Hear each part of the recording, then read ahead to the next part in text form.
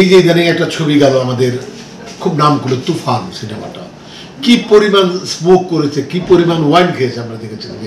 এই ছবিটাই সবাই বাহবা দিচ্ছে, সেন্সার বোর্ড কিন্তু ক্রস করে আসছে। এটা শিল্পীর কোনো দোষ নাই। সাকিব ভাই তো বলেছে যে আপনি সিগারেট খান আর মদ খান, উনি করেছেন। তাদের কি আমরা দুর্ভাগ্যক্রমে বারবার সেন্সার বোর্ডে তাদের নেওয়া হয়েছে গত 15 বছর আমরা দেখেছি, যাদের এই আইডিয়াটা নাই যে একটা মুভি কোনটা চলতে পারে আর কোনটা বানানো যাবে কোনটা বানানো যাবে না, কোন সিনটা কেটে দিতে হবে, এটা কিন্তু কেউ কিছু বলে না। বসে যায়, তার কনভিন্সটা নিয়ে আসে, আর সে সেন্সার বোর্ডের মেম্বার, এটা প্রচার করতে পছন্দ করে। হ্যাঁ, আর মানুষের কিছু পছন্দের মানুষজন তারা তাদের কোঅপ করে নিয়ে সেন্সার বোর্ড তৈরি করে। তো আমি আশা করবো এই কেয়ারটেকার গভর্নমেন্ট, নেক্সট গভর্নমেন্ট যারা আসবেন, গণতান্ত্রিক গভর্নমেন্ট, তারা এদিকে খুব সচেতন হওয়া দরকার যে সেন্সার বোর্ডে তাকেই নেওয়া উচিত যে ছবি বুঝে কোন দৃশ্যটা থাকলে জনমানুষের ক্ষতি হবে সেটা অফ করে দিতে হবে। এই যে ইদানিং একটা ছবি গেল আমাদের, খুব নাম করলো তুফান সিনেমাটা, কি পরিমাণ স্মোক করেছে, কি পরিমাণ ওয়াইন খেয়েছে আমরা দেখেছি। এই ছবিটাই সবাই বাহবা দিচ্ছে, সেন্সার বোর্ড কিন্তু ক্রস করে আসছে। এটা শিল্পীর কোনো দোষ নাই। সাকিব ভাই তো বলেছে যে আপনি সিগারেট খান আর মদ খান, উনি করেছেন। কিন্তু এটা যদি আমরা প্রভিডেট করে দিই যে এটা করা যাবে না, এত উৎসাহ দেওয়া যাবে না, এই ধূমপান এবং মদ্যপান এত ওপেন দেওয়া যাবে না, তাহলে কিন্তু ভালো হতো। কিন্তু সেন্সার বোর্ডের কিন্তু তখনও তারাই ছিল যারা সেন্সার বোর্ডের মেম্বার। তাদের নিশ্চয়ই তাদের পাশ কাটে আসতে পারবে বলেই পরিচালকের এই সমস্ত ছবি বানায়। এই ছবি থেকে মানে আমার মনে হয় যে সেন্সার বোর্ড খুব বিজ্ঞ লোক নেওয়া উচিত, সত্যিকার চলচ্চিত্রকার যারা তাদের নেওয়া উচিত।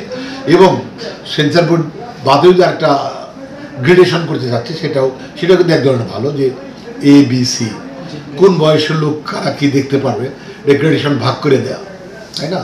সেই ক্ষেত্রে আবার ওইভাবে তৈরি করতে হবে যে এই কন্টেন্টটা কি ফেসবুকে আসবে বা এই কন্টেন্ট যখন টিভিতে যাবে তখন তো গ্রেডেশন থাকবে না। যখন ড্রয়িং রুমে চলে যাবে তখন তো বাচ্চা টাচ্চা বাপ মা সবাই দেখবে। তাহলে যদি এটাই গ্রেডেশনটা করতে হয় তাহলে ওই ক্ষেত্রেও করতে হবে যে কোন ছবিটা টিভিতে দেওয়া যাবে না, শুধু সিনেমা হলে 22 থেকে বা 18 বছরের পর থেকে দেখতে পারবে প্রাপ্তবয়স্করা, সেটা গ্রেডেশন করে দিতে হবে। তো যাই হোক, সব কিছু তৈরি করা যাবে, বাট সেটা তৈরির পর আমাদের ডিটেলে যেতে হবে যে এটা বানাইলে এটা কীভাবে হ্যান্ডেল করতে হবে। সব কিছু দেশের স্বার্থে, মানুষের স্বার্থে, মিডিয়ার স্বার্থে, চলচ্চিত্রের স্বার্থে করা দরকার বলে আমি মনে করি।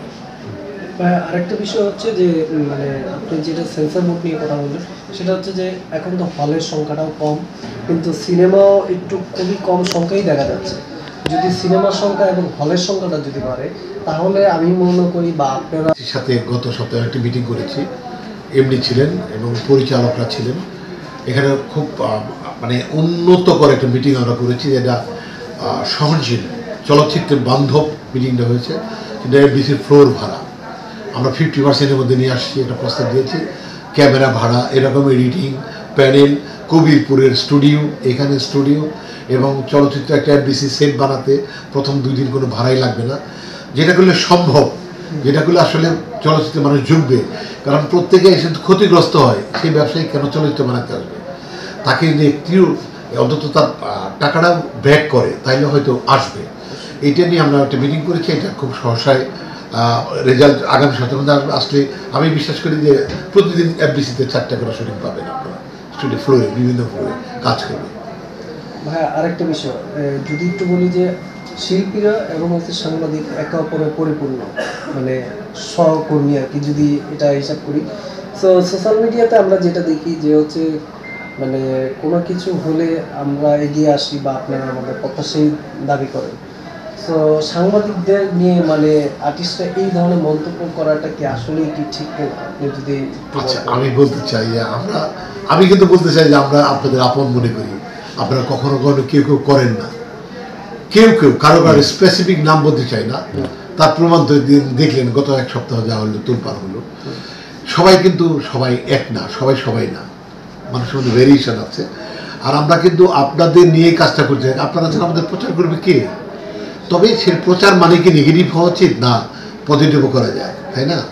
প্রচার মানে কিন্তু আমরা খুব পজিটিভ করতে পারি যে এই ছবিটা ভালো হয়েছে, এই মানুষটি ভালো, এই অভিনয় খুব ভালো করে, এটা বললে অসুবিধা নেই তো। কিন্তু প্রচার মানে আমরা ধরে নিচ্ছি দেখেন নেগেটিভ বলে ভিউজ বাড়বে, এটা আপনাদের ওখান থেকে বেরিয়ে আসতে হবে। আর আমরা আরো ভালোবাসা দেবো আপনাদের, আরো চলতে চাই আপনাদের সাথে গভীরভাবে, অনেক ভালোবাসা নিয়ে। ধন্যবাদ।